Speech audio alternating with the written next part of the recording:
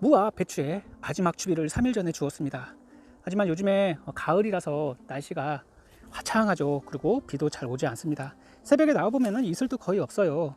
그래서 이 시기에 이렇게 추비를 주고 나서 꼭 해야 될 일이 있습니다. 바로 물 주기와 그리고 이 물을 크게 하는 일, 그리고 이 배추에 물을 주고, 그리고 이 배추는 수확 2, 3주 전에 단수를 해주셔야 됩니다. 이제 수확이 그렇게 많이 남지 않았는데요, 이제 왕성하게 결구가 되고 있습니다. 그리고 비닐을 벗겨주니까 아무래도 무름병도 이제 사라졌고요. 확실하게 무름병이 사라졌습니다. 미리 비닐을 벗길 걸 그랬습니다.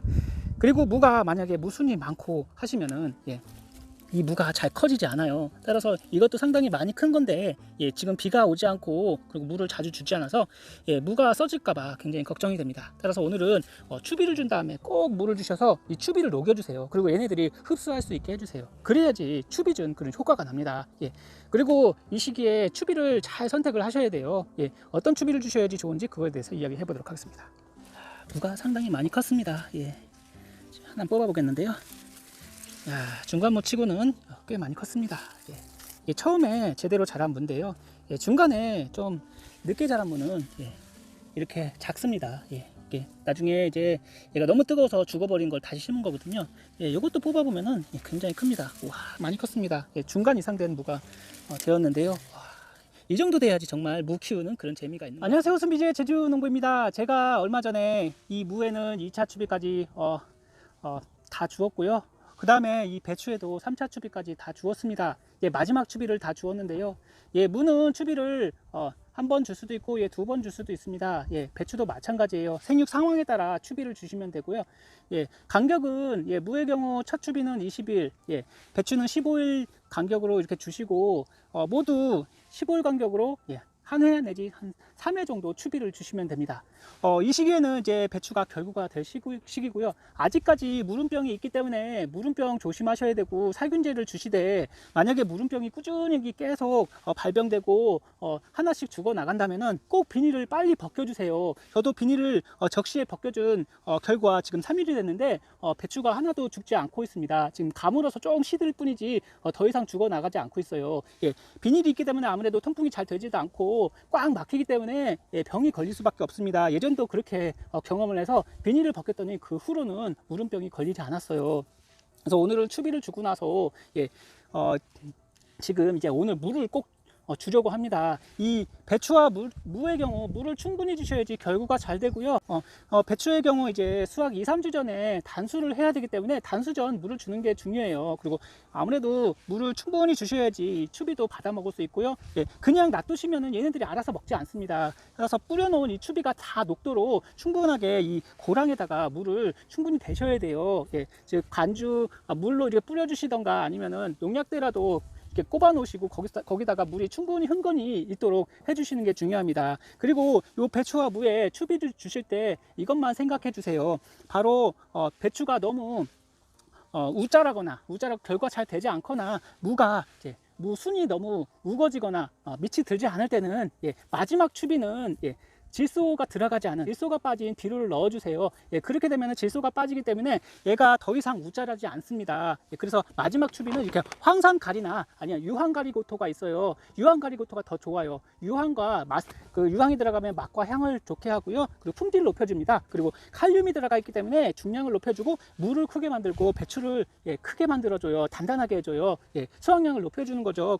그리고 고토에는 고토가 마그네슘이기 때문에 지금 시기에 마그네슘 결핍, 철결핍, 그리고 여러 가지 미량요소 결핍이 생길 수가 있거든요. 따라서 마그네슘도 고랑에다가 뿌려주시는 게 좋습니다. 전 마지막 추비에다가 마그네슘도 함께 주었거든요. 따라서 우짜라는 거에 따라서 얘네들이 너무 밑이 안 들고 잘 결구가 안 될 때는 이렇게 황산가리나 아니면 유황가리 고토를 주시는 게 좋다라는 것을 알고 계시면 좋겠습니다. 자, 물을 제가 수확을 해보았습니다.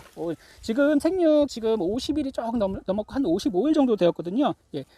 지금 잘 자랐죠. 아무 흠도 없고 매끈하게 잘 자라주었습니다. 중간중간에 물이 부족한 것 같아서 물도 좀 대주었고요. 하지만 물이 좀 많이 부족한 것 같아서 오늘은 물을 충분히 줄도록 할 거고요. 비만 한두 번 와줬으면 참 좋겠는데 참 아쉽습니다. 예, 비가 한 차례 와줬으면 정말 많이 컸을 텐데 아까워요. 예, 그래도 지금 많이 커질 시기라 이거보다 한 1.5배는 더 커져야 돼요. 지금은 정말 아삭아삭한 그런 무김치와 그리고 이거는 예, 이 무청 가지고 또 다른 음식을 해서 드실 수가 있거든요. 삶아서 이제 나물로도 드실 수가 있어요. 그래서 여러 가지 이용도가 참 많은 이 김장무인데요. 제가 한번 수확을 해보았습니다. 정말 크게 잘 자랐네요. 자, 이 시기에는 이렇게 무 잎이 무성하고 무가 잘 자라지 않을 때는 이것을 해주시는 게 좋습니다. 바로 질소가 빠진 비료를 연면 시비해 주시고 관주를 해주시는 게 좋아요. 예, 그래서 살충제 하실 때 요 위에다가 잎이 더 무성하지 않게 이런 비료들을 뿌려주시고, 그 다음에 물을 뿌려주실 때 물만 주시지 말고 황산 고토 마그네슘이나 아니면 이런 근비대제 아니면은 질소가 빠진 인산갈이나 인산칼슘을 주시면 좋습니다. 한번 보여드리고 오늘 물 뿌리는 작업을 해보도록 하겠습니다. 당근이나 무나 배추나 똑같다고 생각합니다. 당근도 지금 1차 쏟기를 해줬는데 또 한 번 더 쏟아줘야 돼요. 예, 그래서 더 잘 크도록 이렇게 쏟아주는 게 중요합니다. 예. 무도 이렇게 서로 많이 가깝게 붙어 있으면 잘 크지 않아요. 따라서 무도 보시면은 무가 이렇게 잘 있는데 제가 한 개는 뽑았습니다. 그래서 이렇게 좀 좁다 싶은 거는 예, 큰 거 먼저 뽑아서 드시면은 예, 이렇게 텃밭에서 뽑아 드시는 그런 맛이 있어요. 예, 이런 것도 하나 뽑아 보도록 하겠습니다. 자, 많이 자랐습니다. 우와, 큽니다. 예, 좀 못생기긴 했어도 예, 많이 자랐습니다. 여기는 제가 부직포로 키우는 무밭인데요. 2차 쏟기까지 다 해줬습니다. 만약에 이 퍼런 부분이 적고 이 하얀 부분이 많게 하기 위해서는 이렇게 무를 키우실 때 좀 이 두둑을 좀 낮게 해주시고 나중에 계속 추비를 주면서 흙을 북돋아 주세요. 요거는 흙을 북돋아 준 것입니다. 그러면 아무래도 흰 부분이 조금 길어지겠죠. 이렇게 해서 관리를 하실 수도 있어요. 네, 추비는 제가 말씀드린 황산가리를 주세요. 아니면은 유황가리 고토를 주시면 됩니다. 요거는 추비용으로 물에 잘 녹지 않습니다. 황산가리나 유황가리 고토 잘 녹지 않아요. 따라서 고랑에다 뿌려주고 물만 잘 주시면은 예, 천천히 잘 녹아서 얘네들이 이제 흡수를 하고 왕성하게 커갈 것입니다. 그리고 이제 이 배추가 결구가 잘 되지 않고 우짜라고 그리고 좀 단단하게 키우고 싶다 하시면은 예, 이 시기에는 질소를 많이 줬을 겁니다. 추비에 질소가 많이 들어가 있죠. 그래서 질소가 빠진 비료를 주시는 게 좋은데요. 바로 요 잎을 더 무성하지 않게 우짜라지 않게 해주시는 게 중요합니다. 고추도 마찬가지로 우짜라게 되면은 너무 키만 크죠. 이 배추도 마찬가지예요. 예, 짱짱하게 잘 커야 되는데 지금 시기에 이렇게 결구가 잘 될 시기에 꼭 살충제를 함께 꼭 같이 해주셔야 돼요. 그리고 칼슘제도 주시는 게 중요하고요. 예, 우짜라지 않게 하기 위해서는 처음에는 이제 칼슘제를 주세요. 칼슘제 중에는 염화칼슘도 있을 거고요. 꼭 연면 시비를 해주세요. 관주로는 효과가 떨어집니다. 예, 염화칼슘에 붕산비료를 꼭 혼합해서 주시고요. 예, 제가 이렇게 말씀드리는 그 비율대로 주시면 됩니다. 예, 일주일에 열흘에 한 번씩만 주시면은 우짜라는 게 멈춰요. 그거 말고 제품화된 칼슘도 있으니까 그런 거 주셔도 되고요. 아니면은 질소가 빠진 불이오 우짜랑 경감이라고 돼 있죠. 그리고 맛이 있게 해줍니다.